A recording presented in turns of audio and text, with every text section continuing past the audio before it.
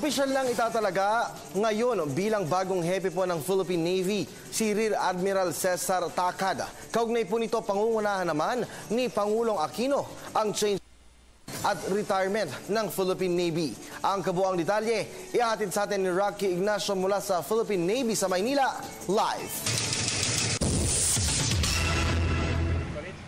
Maraming salamat, Kirby. Inaasahan nga ang pagpapalakas pa ng kakayahan at pagganap sa tungkulin ng Philippine Navy. Alas 3 ng hapon, inaasahan ang pagdating ni Pangulo Aquino dito sa headquarters ng Philippine Navy sa Roxas Boulevard dito sa Maynila para pangunahan na rin yung change of command at retirement ceremony ni Vice Admiral Jesus Milan.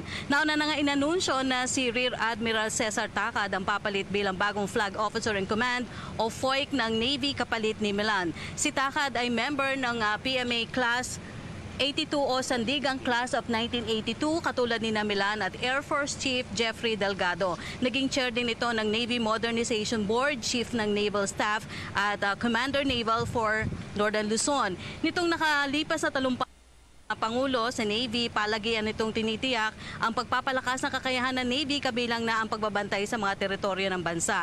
Nagkaroon ng bagong equipment para palakasin ang Navy Fleet, kabilang na ang naunang dalawang isinaayos sa Hamilton-class cutter, ang Gregorio del Pilar at Ramon Alcaraz. Kinilala rin ng Pangulo ang pagganap sa tungkulin ng Philippine Navy sa panahon ng pangangailangan katulad ng kalamidad at sea rescue.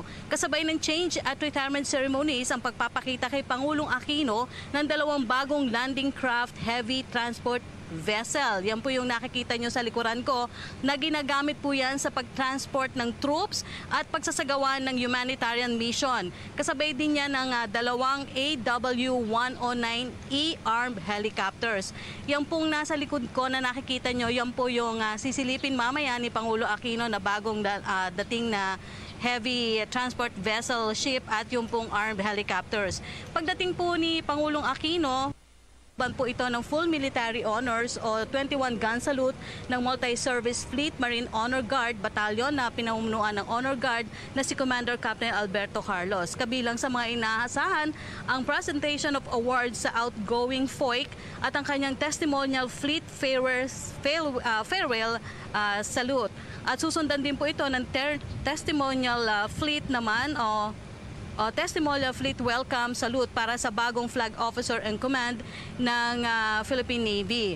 Samantala, ang okasyon po ay inaasahang dadaluhan ng may 500 katao ng kinabibilangan ng national at local official, members ng diplomatic corps, foreign defense attaché, mga kagawad ng Armed Forces of the Philippines, Philippine Coast Guard, Philippine National Police, at yung pang mga mahalagang balita. Antabayanan po natin ang pagdating ni Pangulo Aquino dito kung saan hihintay rin natin kung ano ang magiging talumpati ng Pangulo at syempre inaasahang magiging direktiba ni Pangulong Aquino sa bagong Officer in Command ng Philippine Navy. At nag-uulat po dito sa Philippine Navy Headquarters sa Maynila sa Roxas Boulevard.